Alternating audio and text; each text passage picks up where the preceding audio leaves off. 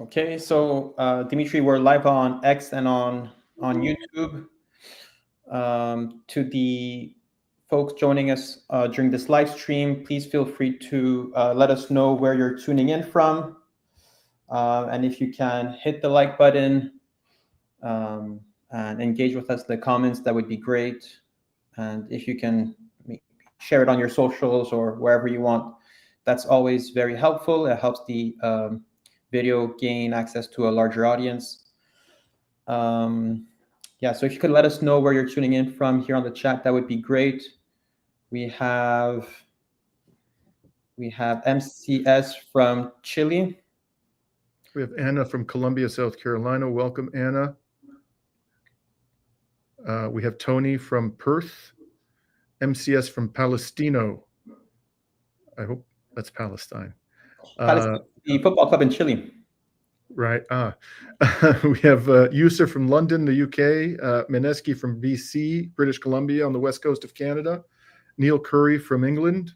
Welcome. And did I mention Verena from Burlington, Ontario? And we have Loki from Somalia. And Peggy Mock from Ireland. Kirk Doherty from New Orleans. Anna Cisneros. Hello, Anna from Toronto. Philip Blair from Washington. We have quite an international gathering here this evening. Hi, everybody. Walid from LA. William from Oregon. To the folks tuning in from the Central European time zone, from Somalia, Ireland, I believe there was someone from London. Obviously, it's a very today. There's so many events. I don't know how we'll fall asleep tonight. So, Dimitri, we initially scheduled this live stream together after we discovered that, after it was announced that Iran retaliated to the American attack on its 3 nuclear sites by responding through a military campaign on Al Udeid military base, American military base in Qatar. And then just maybe around 30 minutes to an hour ago, Trump put out a statement saying that that Israel and Iran agreed to a ceasefire. Now, I'm still waiting for an official confirmation from the Iranian side, but needless to say that everything is evolving super quickly, and maybe during this live stream, there will be some more developments that will change the course of what we had planned for today.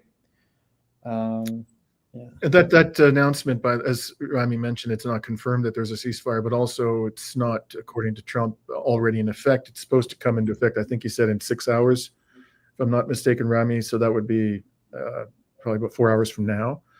But there's something that's very important that's emerged in the Israeli media, which people need to think carefully about, especially in the Iranian government, in contemplating what this ceasefire means, if there's a real agreement around a ceasefire. But we're going to come to that at the end. It may be the single most important thing that's happened in the last few hours, what some Israeli officials had to say to the Israeli media about a ceasefire. But we'll come back to that. I think a good place for us to start just be to update you on what happened today before Iran launched what appear to have been 6 missiles at the Al Udeid airbase, the massive airbase in Qatar.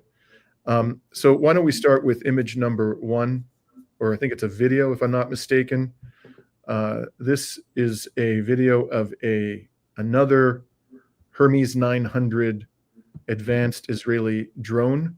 It's both a surveillance and a combat drone, I understand, being shot down over Iran. Is that video number 1? There it is. This video was released today.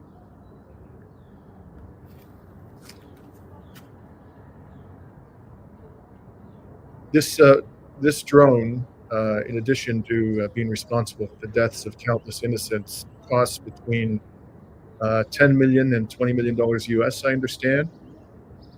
This is at least the second that has been shot down in the last 12 days by Iran. And then I saw a report on Resistance Telegram channels just before we went on air that another drone had been shot down. Now, I don't know if that was a reference to this drone or if there was a third one that was shot down within the last couple of hours. We'll get some clarity on that soon. In any event, so that's the drone being taken down over Iran. And by the way, you may recall that the Ansar Allah forces took down something in the range of, I think it was 17 or 18 U.S. drones, whose collective value was hundreds of millions of dollars. So their drone forces, the U.S. and Israeli drone forces, have taken a significant hit over the past few months.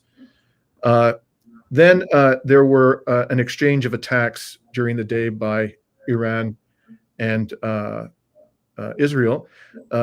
Overnight, Iran launched what it described as the 20th wave of True Promise 3, and then during the day, it launched the 21st wave of True Promise 3, and perhaps the most significant strike. There were a number of impacts in Israel in the course of this, and that it was a power station was struck. And if you could pull up the second video, Rami.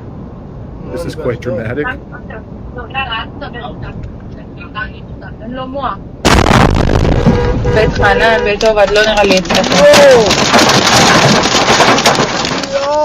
איזה פחד.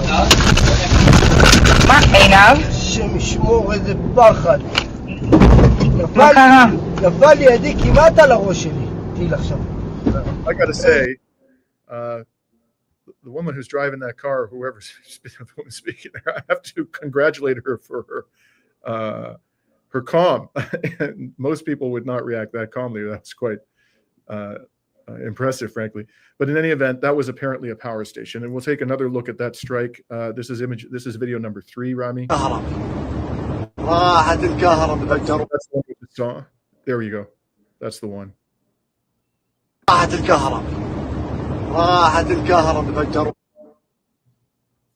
So the Israeli media acknowledged that a power station had been struck and that this caused power outages. For example, if we pull up image number 4, Rami, I believe this is a report from the Jerusalem Post, which was published this afternoon. And they say thousands temporarily lost power. So they were allowed to report that. Now, on the other side, the Israelis resorted to their, typical savagery. They struck a university, and they also struck again the complex that houses in northern Tehran that houses the state broadcaster. This is a place that I visited repeatedly, along with other participants in the Sov Media Festival when I was in Tehran last month. I can assure you that I saw no evidence that facility has any military purpose. It's simply a state broadcaster like the CBC in Canada, the PBS in the United States, or BBC in the United Kingdom. And if this is, I'd like to first of all pull up, before we show you the video of that strike.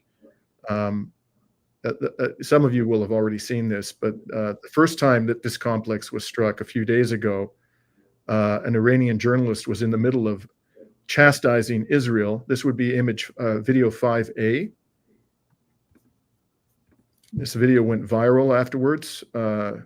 Again, here's an extraordinarily courageous woman.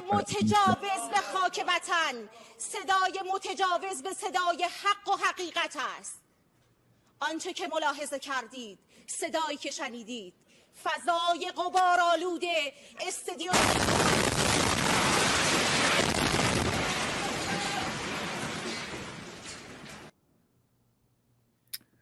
And by the way, this is not, of course, new in terms of Israeli tactics, if you can call them that. They've killed, according to the Committee to Protect Journalists, 178 Palestinian journalists in Gaza as of June 12th. So they struck this complex again today. I was actually going to interview an Iranian journalist who was at that building that we just saw when it was struck. And she was going to tell us on Reason to Resist what she witnessed that day and about the casualties that the state broadcaster sustained. But because of this further attack, which we can now show you, or at least a glimpse of it, Rami, if you could pull up, I think this would be video number 5, she simply didn't show up for the interview. And fortunately, plumes of smoke rising up from the complex. Fortunately, she did reach out to me and confirm 30 minutes ago that she's safe. She apologized. She was not able to join me for the interview because of this attack, but she is going to be available tomorrow. And so we'll get the full story about both of these attacks from our comrade in Iran. So in addition, and I think this is very notable, Israel today, if you could pull up image 6, Rami,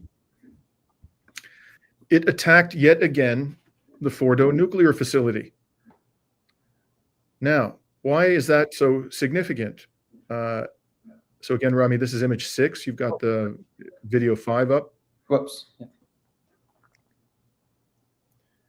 So why is this significant? It's significant because Donald Trump has been telling us in the most infantile superlatives that he can muster, spectacular, obliterated, gone, that the mission that the U.S. U-2 bombers carried out yesterday was a stunning success, and that the Fordo site is utterly destroyed.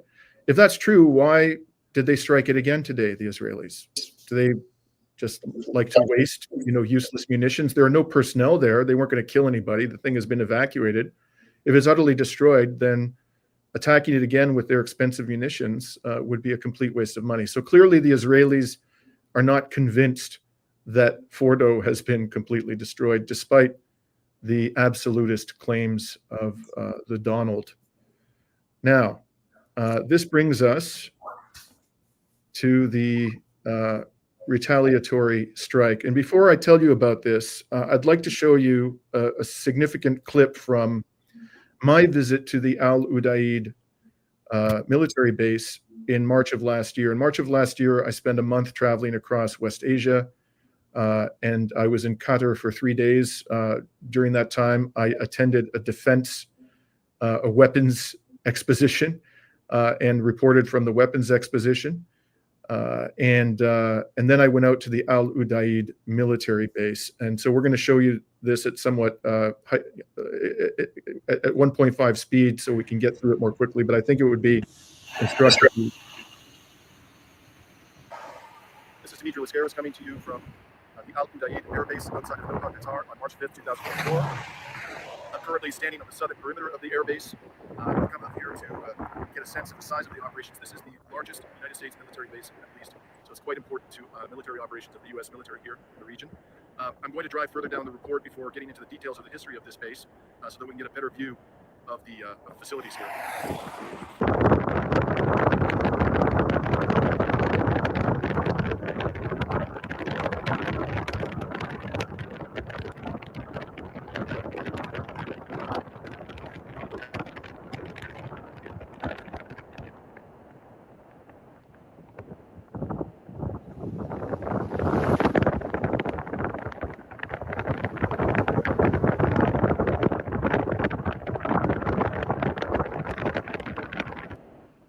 Dimitri Lascaris on March 5th, 2024. I'm currently situated at the southern perimeter of the Al Udaid Air Base in Qatar, about 30 kilometers outside of Doha. This is the largest U.S. military base in the Middle East. It houses the Qatari Air Force, the U.S. Air Force, and the British Air Force, amongst other foreign air forces. It hosts the headquarters of the United States Central Command. And following the Desert Storm War on Iraq in the 1990s, Qatar and the U.S. government concluded a defense cooperation agreement that has since been expanded. In 1996, Qatar built this air base at a cost of more than $1 billion and kept it secret at the time. In 2001, while the existence of this base was still a secret, the U.S. used the base to get its forces in position for its invasion of Afghanistan. And then the base was first officially acknowledged in 2002, when the then U.S. Vice President Dick Cheney, a war criminal, stopped here during a trip to the region. Then okay, we can pause it there. So you can find that on the Reason to Resist channel, and I recite in the remainder of that clip the many ways in which that gigantic air base has been used not only by U.S. forces but also by British forces and perhaps by other NATO militaries to carry out war crimes and wars of aggression throughout the region over a period well in excess of 20 years.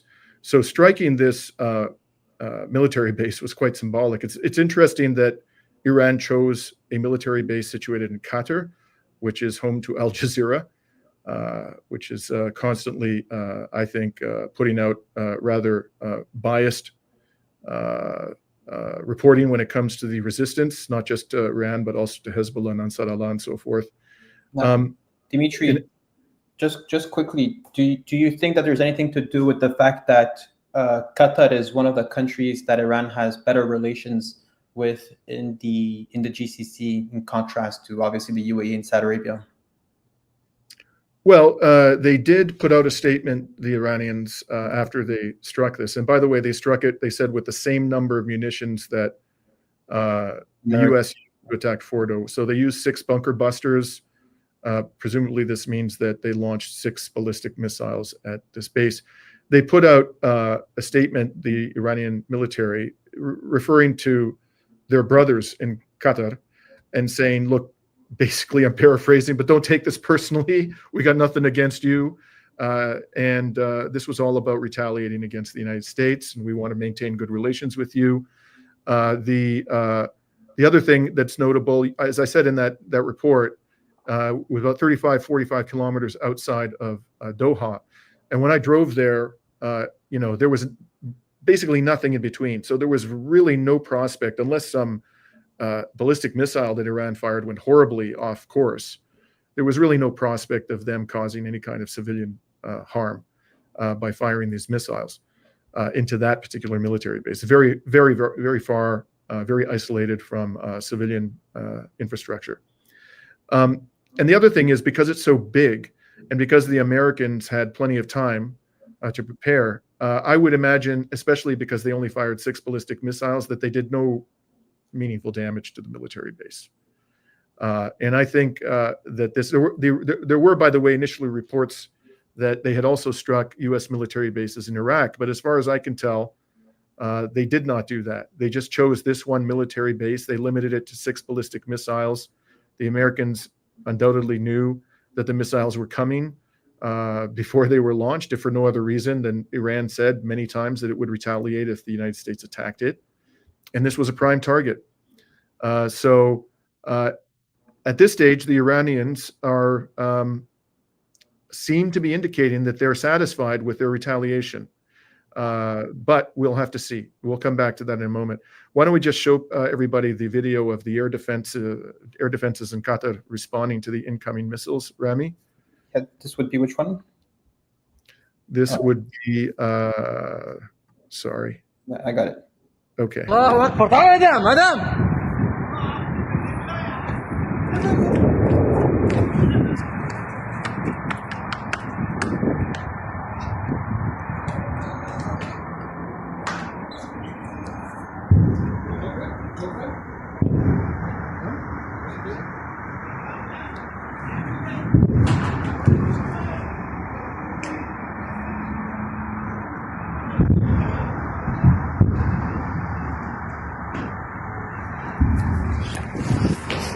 Okay.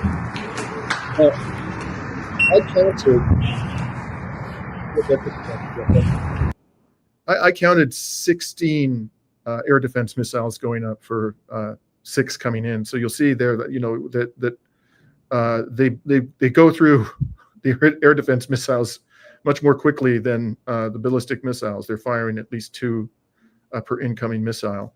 And so, of course, this is one of the reasons why I think Israel is in deep, deep trouble in terms of its air defenses. Now here we can actually show you the statement that was put out by the Iranian government. Instead of me paraphrasing it, you can see it for yourself. This is image 9, Rami. Yeah. And so from the Supreme National Security Council, the attack on Al-Udaid is a response that falls within the framework of reciprocal retaliation and is consistent with international law and the right of legitimate defense. Our armed forces successfully carried out the missile operation targeting the Al-Udaid air base. The number of missiles used in the operation was equal to the number of bombs used by the U.S. in its attack on Iranian nuclear facilities. The military target struck was located far from residential areas and urban centers in Qatar. That's true. The operation did not pose any threat or danger to the brotherly Qatari people or to the security of the Qatari state. We emphasize the fraternal and historical relations that bind us to the state of Qatar, and this response has not and will not undermine these relations. Rather, it comes within the framework of legitimate defense of sovereignty and national dignity. The Qataris, for their part, I'm not going to show you the statement, but they put out a fairly bellicose statement, and in it they repeatedly invoked international law. And I must tell you, as a lawyer, I'm not sure that this attack by Iran complied with international law. I mean, it's not a slam dunk because it violated the airspace of Qatar. But I think the Iranian argument would be, you are housing the military base, the military forces of a country that has attacked us, that has repeatedly attacked states around the region, is fomenting a genocide in Palestine, is committing every manner of violation of international law and human rights and just basic human decency. So you've made yourself fair game. And we didn't, strike any Qatari forces. We didn't do damage to any Qatari infrastructure. But you have no grounds to complain because you're housing these criminal military forces. I think that would be the Iranian response. In any case, Trump then comes out after this attack is carried out, and this is from The Guardian. Again, he claimed that the U.S. obliterated Iran's nuclear facilities. If that's the case, why did the Israelis attack Fordo again today? And he called Tehran's response very weak, with 13 out of 14 missiles intercepted. Well, the Iranians say they only fired 6. So given the performance we've seen from the air defenses of Israel, which are the very best air defenses the United States can muster, I think it's very unlikely that that high a percentage of the incoming missiles was intercepted. But it's, as I say, it's a massive military base, and it was largely evacuated, so probably it didn't do much damage, 6 missiles. So then Trump goes on, he says he thanked Iran for giving the U.S. notice prior to shooting missiles at its military base, which he said made it possible for no lives, both Qatari and American, to be lost.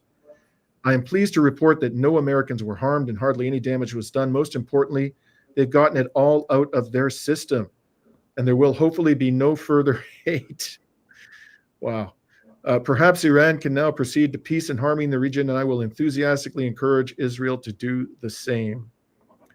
So before we come back to Israel's response to all of this, there were simultaneously, as all of this was going on, critically important discussions between the Iranian foreign minister and the Russian president. And actually, just before we get there, I want to point something else out about all of this. We know, because the Americans have been telling us, and it makes common sense, that they have been removing valuable military assets from military bases that are within range of the Iranian missiles. The question that the corporate media does ask is, where are they all going? So all of these jets that they've taken out of harm's way, where have the Americans put them all? Well, in my opinion, where they're likely to have put them all, if you can pull up image number 11, Rami, this is a map of U.S. military bases in not just West Asia, but the Eastern Mediterranean. This is from the Council on Foreign Relations. And you will see in the upper left-hand corner, in the south of Turkey, there's the large Incirlik military base. Then just to the west, the southwest of that, Cyprus, the Akrotiri military base of the United Kingdom. I've reported from there on 3 occasions during the last 20 months. And then if you look to the west of that, on the island of Crete, the southernmost island of Greece, there's a red dot, and that is the Suda Bay military base. It's a naval base, but it also has an airport, a military airport. And if you can pull up the next image, Rami, just to get a closer look at the Suda Bay military base, or a map of it on the northern coast of Crete. That's what it looks like. So you'll see there's a deep water harbor there, and also the 115th Combat Wing Hellenic Air Force, This can obviously house military aircraft. Now, why do I think the Americans sent many of their warplanes there, or at least some of them? Well, if you can pull up the next image, Rami, an interesting detail was revealed by the Greek press yesterday. And that is, if you look at the third paragraph of this article from Kathimerini, the paper of record in Greece, earlier in the week, the country's military leadership relocated an undisclosed number of Patriot surface-to-air missile systems to Crete. Why would they do that? Especially because when they claim, the Greek government, that their arch enemy, Turkey, is always contemplating some kind of military action against Greece. Well, rather than take where they would have taken them from, presumably they would have taken them from the mainland and from the islands that are just across, just a stone's throw away from the western coast of Turkey, leaving Greek military assets relatively undefended against any possible Turkish military aggression. And personally, I think all of that is just hype, and that they constantly play up the threat of a Turkish military aggression, the Greek government, so they can justify their insane levels of military spending. But that's another matter. The fact of the matter is, if that's a real threat, a significant threat, where did those air defense systems come from? They probably came from areas where they've been put to defend us from the supposed military threat posed by Turkey, and they surrounded Suda Bay with these air defense systems. I think that's a strong hint that Suda Bay contains some of those fighter craft that have been repositioned from West Asia, and I would not at all be surprised if those warplanes have been participating in attacks, not just on Iran, but on Lebanon, on Yemen, on Syria. The Americans have not admitted that they've been using their own military aircraft to actually attack these places, but I would be, except for Yemen, they have admitted that. But I'm pretty sure that Suda Bay and Akrotiri in the south of Cyprus have been used extensively to carry out crimes of aggression and humanitarian violations by U.S. and other Western military forces. Dimitri, just want to go back to Iran's response earlier in the morning when the stock market opened. Everything tanked, or relatively so, and then Trump started tweeting aggressively about the importance for oil producers to keep prices low and not to fall into the hands of what the enemy wants, which is high oil prices. The enemy obviously being Iran. Now, Iran's response seemed to be mostly targeting the U.S. military base in Qatar. However, it seems like they didn't go ahead with shutting down Hormuz. How do you kind of explain this response, considering the shutting down of the Strait of Hormuz would have been quite a escalation and a heavy blow to the Americans, especially since Trump wants to keep oil prices low? Well, I think that, there are a lot of people a lot of countries out there, governments out there, that are probably sympathetic to Iran, that would have been quite concerned, if not, hotly opposed to the closure of the Hormuz Strait, because of the impact that would have on prices of oil. I mean, frankly, the people who would be most hurt by that are people in the global south. That's just, I think, inevitable. They are the ones who are least capable of absorbing a dramatic increase in the price of oil. And I think that the Iranian government is quite mindful of that they would be first and foremost the victims of any sharp rise in the price of oil. And of course, they need the goodwill of the Chinese government. Even if the Chinese government isn't supporting Iran militarily, it buys a huge proportion of Iranian oil at a time when Iran is being subjected to very difficult, very crushing sanctions. They've managed them quite well, actually, but they create huge constraints for the Iranian economy. So I think that the Iranians' view of closing the Hormuz Strait is that it's really sort of like their nuclear option. Now, interestingly, they don't have to go all the way. All they have to do is say, we're not going to allow vessels from certain countries through the Hormuz Strait. And at that point, I'm quite confident. I've dealt with large insurers many times in the past in my capacity as a lawyer. They would have a very difficult time, these shippers, getting insurance for any vessel that's passing through the Hormuz Strait in a time of war, when the Iranian government is saying explicitly, we won't allow them through, and we're prepared even to sink them. That would be enough, just the threat. And they could, as I say, they could qualify it. They could say only these countries. The other ones, we're going to allow them to go through. For example, ships transiting to China, will allow them to go through. So they could do something less than a full closure of the Hormuz Strait. Now, interestingly, Rami, and thank you for raising the question of the price of oil, because the reports were that as soon as this attack happened on Al Udeid, the price of oil fell by 5%. So the market either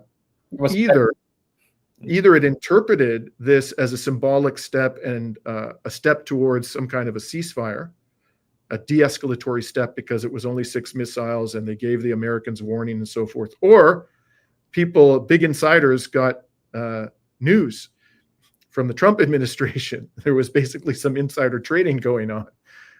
It could have been a combination of both, but because the price fell by 5% before Trump came out and actually said there is going to be a ceasefire between Iran and Israel. So I found it surprising before that statement came out that the price of oil would go down by 5% after Iran attacked Al Udeid, even if it was just a relatively limited attack. So I suspect that there was the privileged people in the oil markets had the inside scoop, but we'll see. That's admittedly speculation on my part. But Trump definitely seemed to be relieved by the fact that the Hormuz Strait was not shut down, and we saw it in his statement, which ended up by saying that now it's time for Israel and Iran to seek peace and harmony, compared to the other statements that Trump released, which seemed to be a lot more aggressive towards Iran and quite hostile. So, yeah. Right. Okay, so let's move to the meetings that happened today between Vladimir Putin and the foreign minister of Iran. Before we show you a brief clip from President Putin's statement, I wanted to share with you all a post that appeared on a social media account. This is item 15, Rami.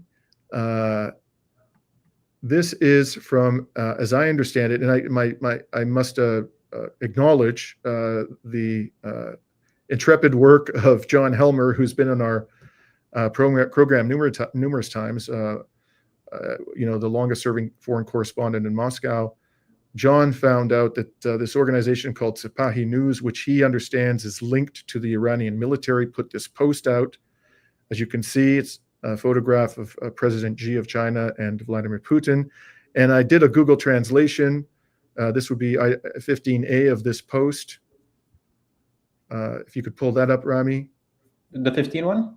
15A. This is after 15. So this is the Google translation of the post. It's quite interesting. No, that's the actual original. There you go. We may forget the words of our enemies, but we will never forget the silence of our friends. Undoubtedly, after passing through these critical circumstances, relations with some countries will be seriously reconsidered. So as I say, that apparently is an organization, a media organization that is linked to the Iranian military. The message is relatively clear. They're not happy with the level of support that they've received from Russia and China. In fact, they're quite unhappy about it. The Russian president did say, he was asked pointedly in the last couple of days, how do you respond to claims that Russia is not a good ally? And in the course of responding to that criticism, he indicated that the Iranians had not actually asked the Russian government for help, and that the strategic partnership between them does not contain a provision like Article 5 of NATO, which provides for reciprocal defense. There is such a provision in the agreement between North Korea and the Russian Federation, but there isn't one in that agreement. I can assure you I've read it. So the question he left open, in responding to this question about is Russia a good ally or a bad ally, was what would he do if he was actually asked by the Iranians for military help? Now, we didn't get an answer today from the meeting, but we will show you a clip of President Putin speaking, and he's seated across the Iranian foreign minister at a table when he makes these remarks. So this would be number 17, Rami.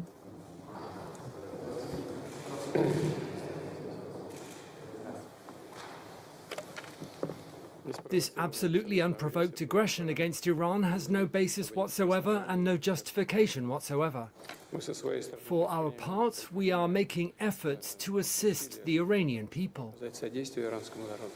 I'm asking you to send my best wishes to the President of Iran and the country's supreme religious leader.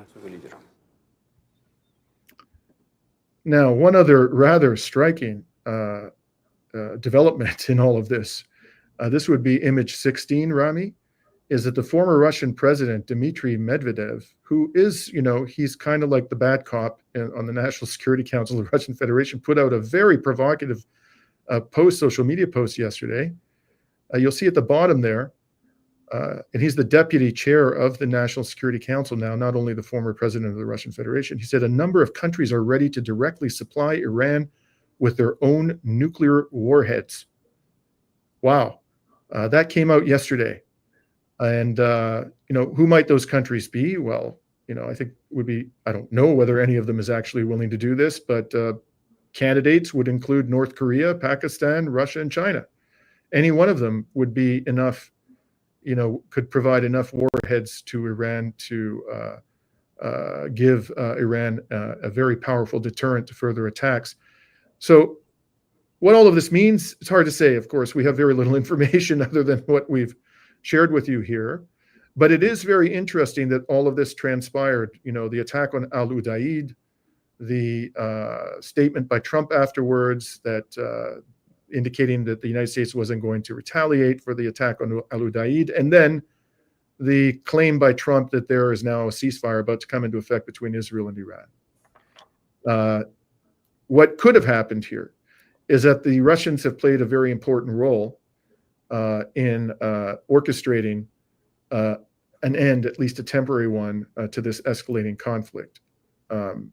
That's a possibility. Another possibility is that either they were, operating in some kind of a mediation capacity, or they were sending signals, publicly or privately or both, that they were going to begin to provide very substantial help to the Iranians, which might include the provision of a nuclear warhead. Or they might have said, the North Koreans are contemplating doing that, and we're not going to stand in the way if they do. Who knows what went on behind the scenes? But the timing of this is quite striking. The fact that this apparent ceasefire is happening on the day that the Iranian foreign minister met with President Putin. What do you make of all of this, Rami?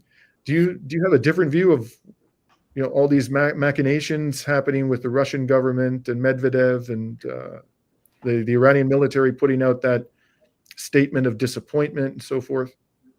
I mean, I think there's obviously a lot of disappointment in the way the alliance has been towards Iran, but even towards Palestine, right? The whole Middle East was up in arms and condemning Iran's retaliation on the Al Udeid military base in Qatar, and obviously, I'm sure we would expect a lot more from Russia.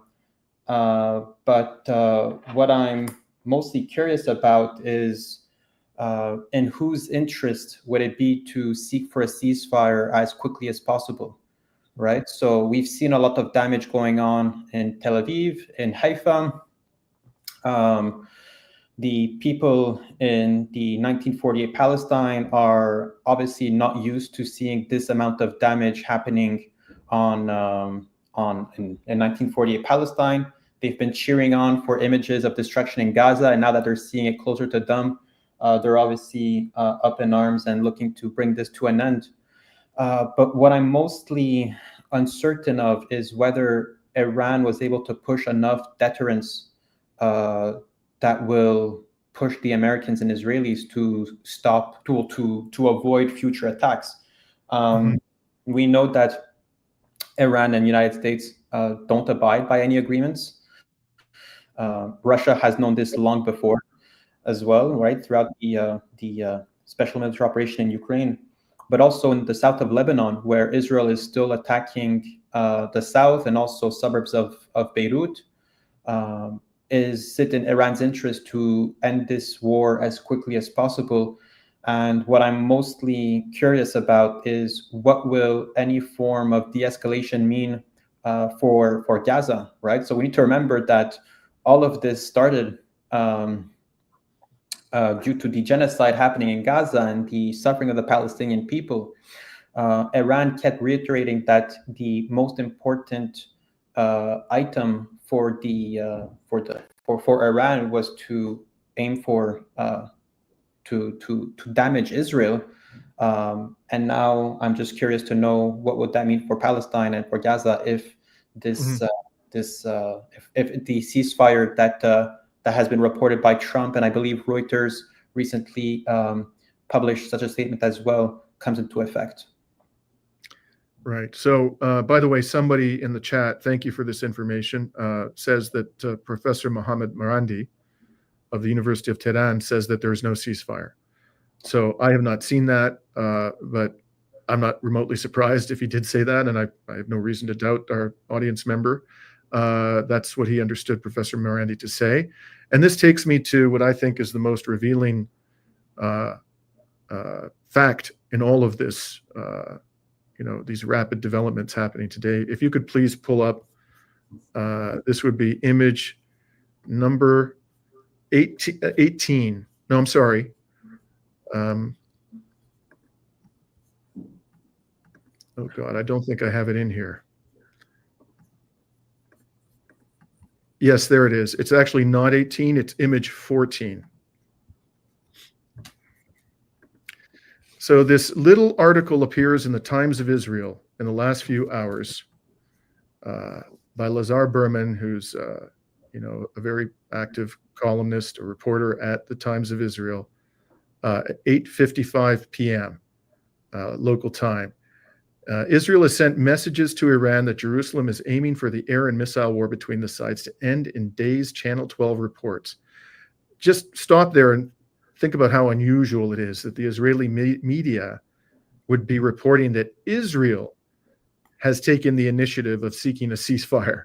How often do you see that? That Israel, through anonymous sources speaking to the Israeli media, admits that it is seeking a ceasefire. So then they go on and they say, senior Israeli officials tell the Israeli outlet that Israel is close to achieving its war aims, blah, blah, blah, but that Israel still has options to escalate in the form of thousands of targets that will undermine Supreme Leader Ali Khamenei. Now, this is the money shot. Israel sees Lebanon as its model for ensuring that Iran does not try to rebuild its nuclear and ballistic missile capabilities, according to the report. Since Hezbollah agreed to a ceasefire in November, Israel has struck repeatedly at Hezbollah sites and operatives in order to ensure that the Iran-backed group is not able to carry out attacks or rebuild infrastructure in the near term.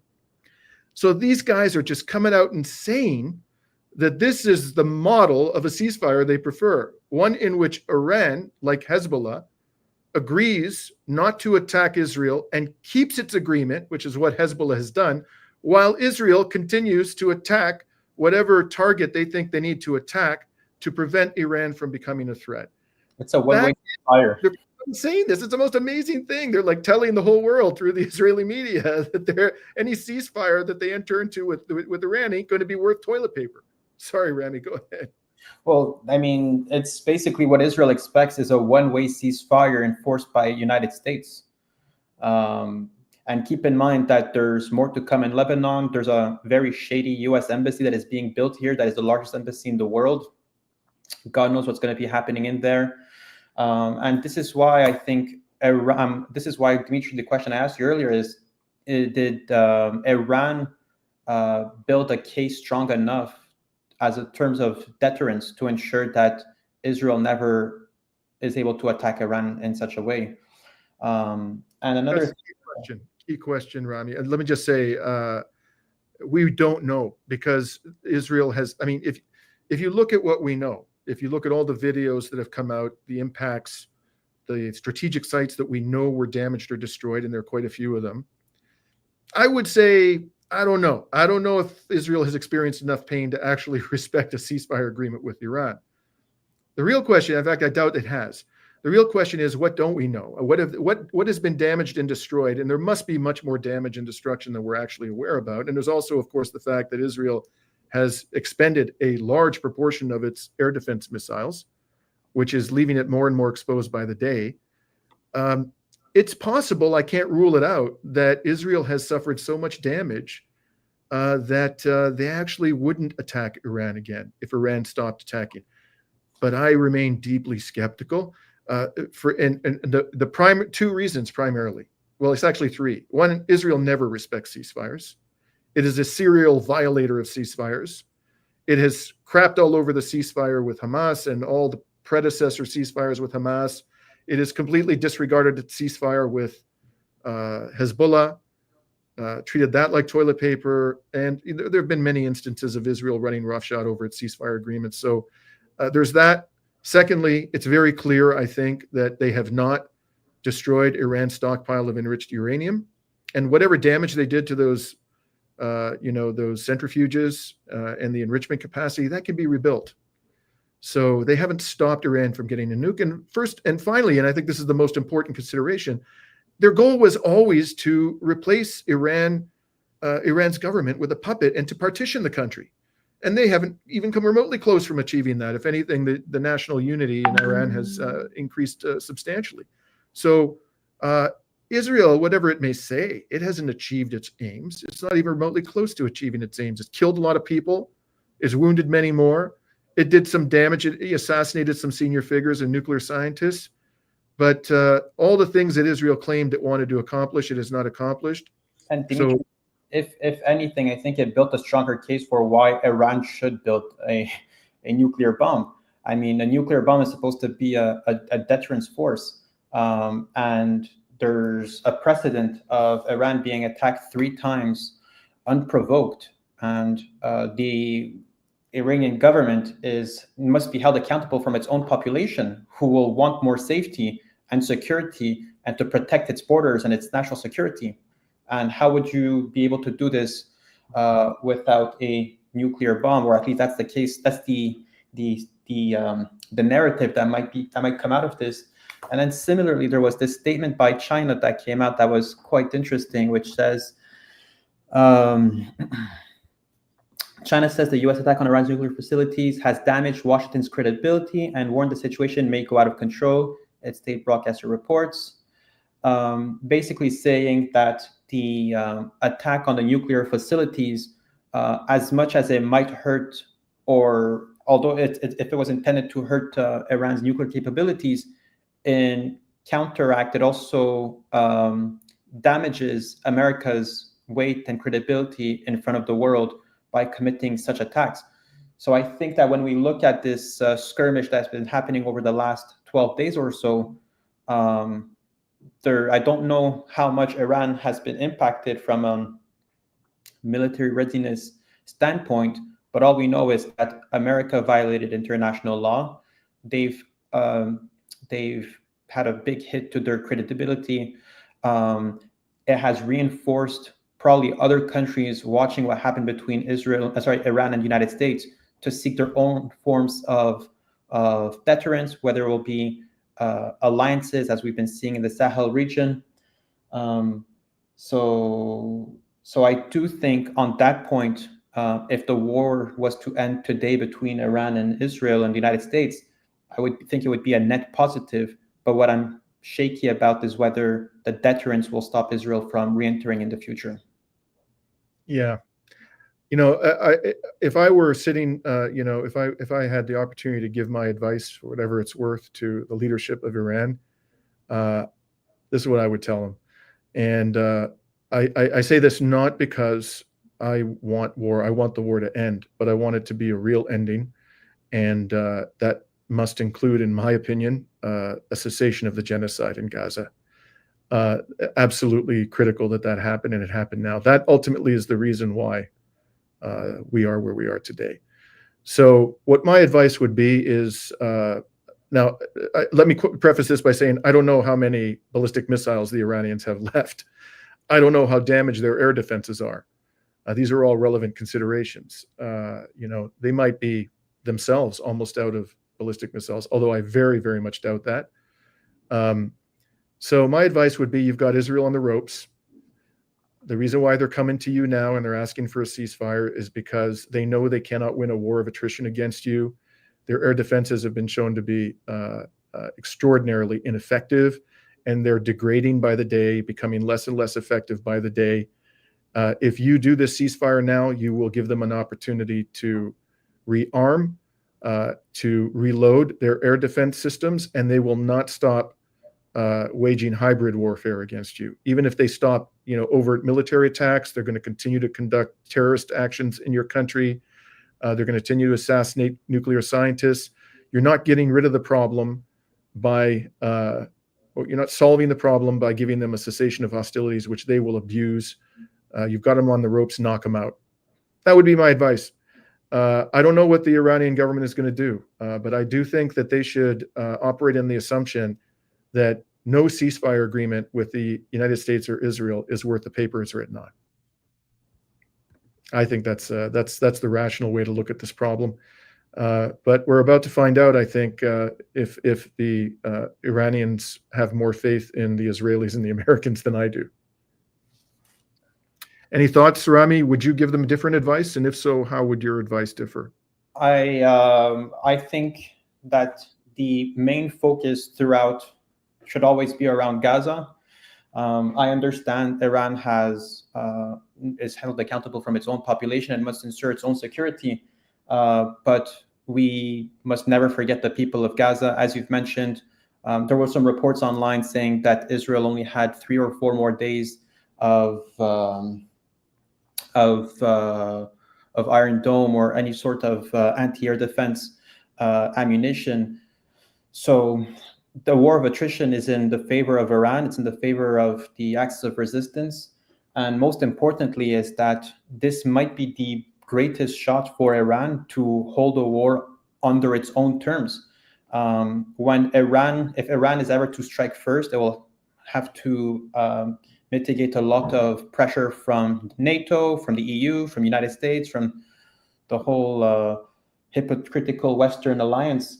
But now it's the time for them. It's the best chance they have to keep it going and to bring justice for the Palestinians and also to dictate the terms. There's a lot more ammo that Iran has that they haven't leveraged yet. The closure of the Strait of Hormuz.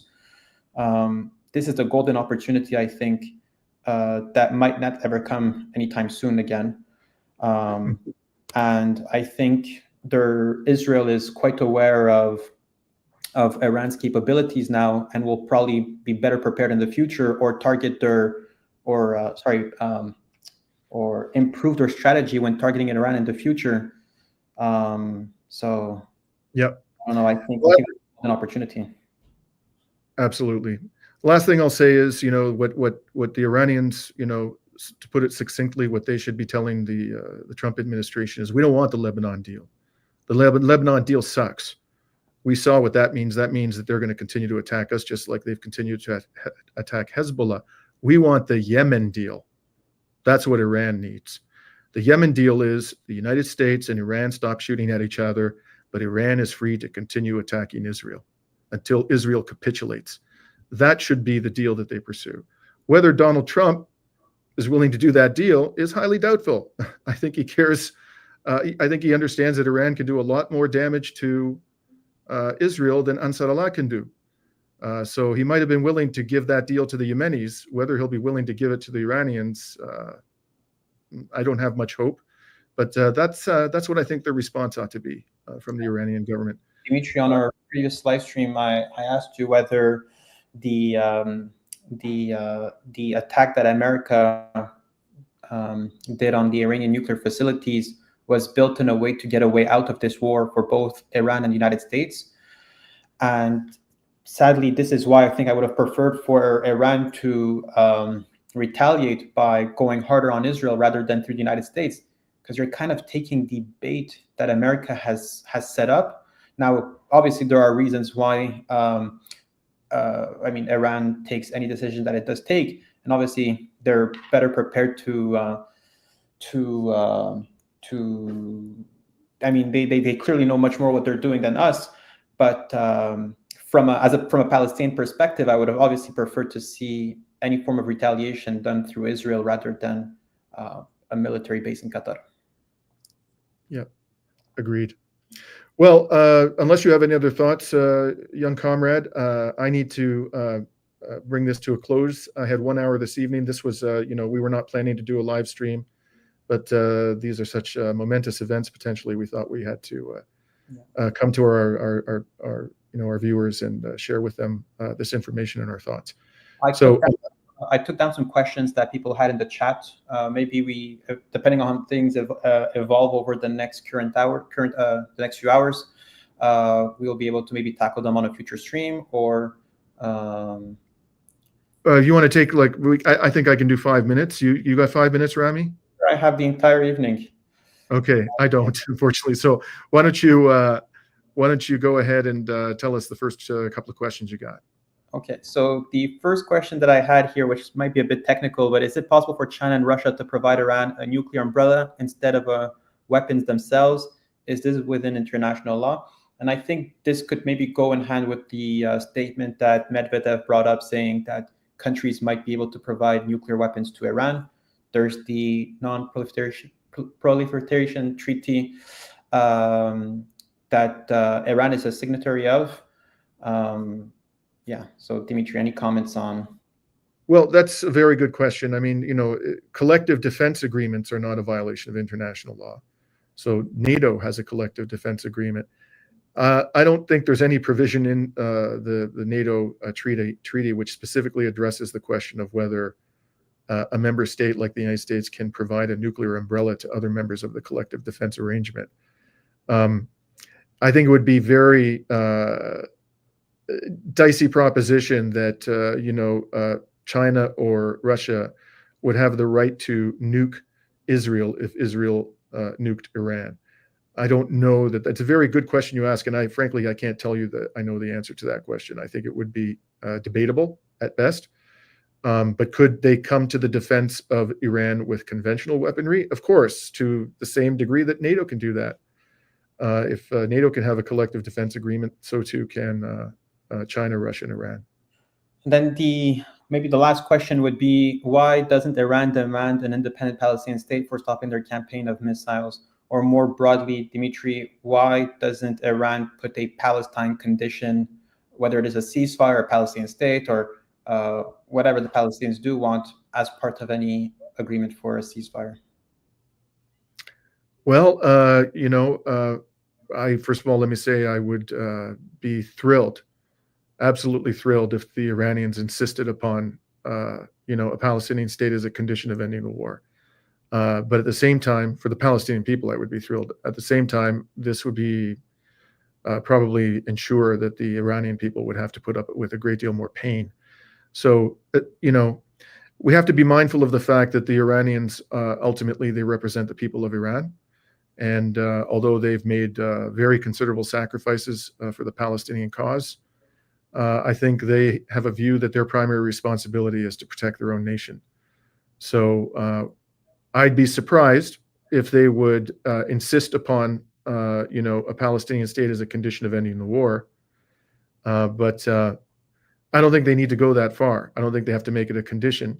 All they have to do is, inflict enough pain upon the state of Israel. And I'm not talking about the civilian population, but, the dual use infrastructure, the military, and so forth, that the people there, the Zionist colonists, decide that they don't want to live there anymore, because it isn't the sanctuary that they were told, and that the country is very vulnerable. And so then you see, it's already begun, frankly, an exodus, particularly of the most educated and employable Israelis, and they end up losing the demographic war. This is exactly what I've been saying for a year and a half. I think this is where this is heading.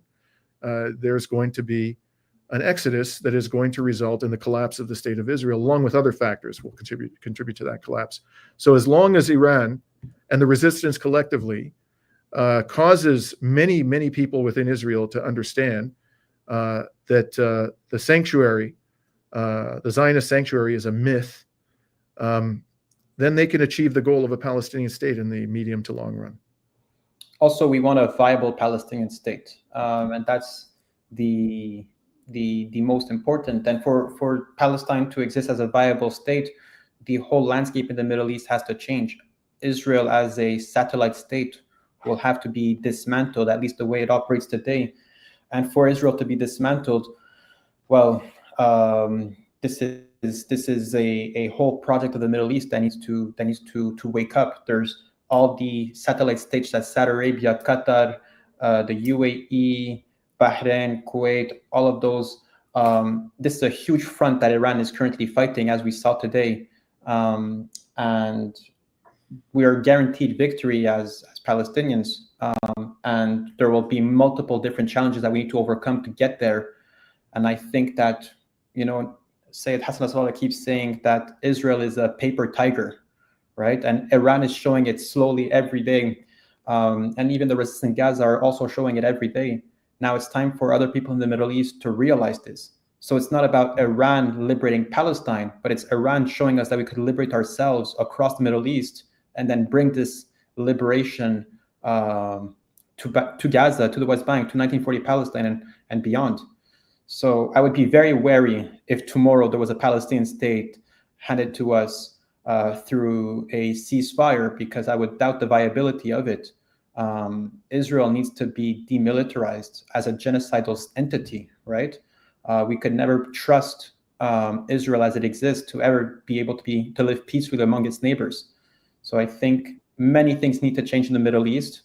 And once we have the upper hand, we will be able to put to bring a Palestinian state under our terms. Well said. We'll leave it there, folks. I need to cut out, and I can't think of a better place to end this discussion than Rami's sentiments. So thank you very much for joining us this evening. And please, if you haven't already liked this, if you found it informative, please like the video, share it. And if you're not a subscriber, we encourage you to subscribe. For now, we're signing off on Reason to Resist on June 23rd, 2025. See you, folks. Peace out.